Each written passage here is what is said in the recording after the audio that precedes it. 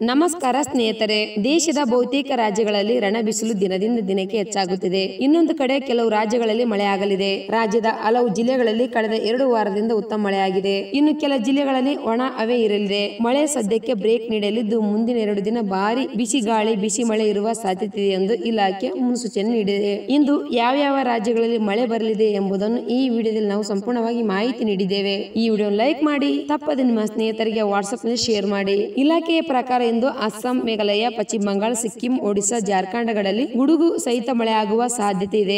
ಮುಂದಿನ 48 ಗಂಟೆಗಳ ಕಾಲ ಬೆಂಗಳೂರು ನಗರದಲ್ಲಿ ಮುಖ್ಯವಾಗಿ ತುಂಬಿದ ವಾತಾವರಣ ಇರಲಿದೆ. ಗರಿಷ್ಠ ಮತ್ತು ಕನಿಷ್ಠ ತಾಪಮಾನ ಕ್ರಮವಾಗಿ 37 ಡಿಗ್ರಿ ಸೆಲ್ಸಿಯಸ್ ಮತ್ತು 23 ಡಿಗ್ರಿ ಸೆಲ್ಸಿಯಸ್ ಇರುವ ಸಾಧ್ಯತೆ ಇದೆ. ಬೆಳಗಾವಿ, ಕೊಪ್ಪಳ, ವಿಜಯಪುರ, ಶಿವಮೊಗ್ಗ, ಬಳ್ಳಾರಿ, ಚಿತ್ರದುರ್ಗ, ಚಿಕ್ಕಮಗಳೂರು, ಹಾಸನ, ಕೊಡಗು, ಮೈಸೂರು ಜಿಲ್ಲೆಯ ಕೆಲವು ಕಡೆ ಸಾಮಾನ್ಯವಾಗಿ ಮಳೆಯಾಗುವ ಸಾಧ್ಯತೆ ಇದೆ. ಮುಂದಿನ 2 ದಿನಗಳು ರಾಜ್ಯದಲ್ಲಿ ಗರಿಷ್ಠ ತಾಪಮಾನ 2 ರಿಂದ 3 ಡಿಗ್ರಿ ಸೆಲ್ಸಿಯಸ್ ಏರಿಕೆಯಾಗುವ ಸಂಭವವಿದೆ.